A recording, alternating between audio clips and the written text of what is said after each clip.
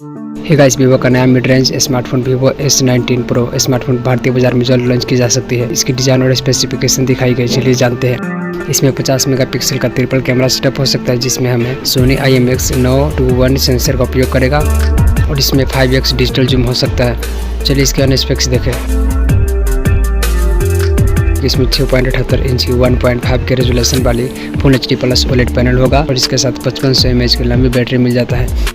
Vivo brand पिछले साल Vivo S18 smartphone को लॉन्च की थी। Vivo S19 सीरीज में 2 स्मार्टफोन शामिल हो सकते हैं, Vivo S19 Pro और S19, जो दोनों मिड रेंज स्मार्टफोन होंगे और दोनों 5G कनेक्टिविटी को सपोर्ट करता है। प्रोसेसर की बात करते हैं, इसमें होगा MediaTek Dimensity 9200 प्लस चिपसेट, जो फ्लैगशिप चिपसेट है और इसमें आप काफ़ी अच्छी खासी गेमिंग कर सकते हैं और इसका कैमरा क्वालिटी बहुत ही शानदार होगा।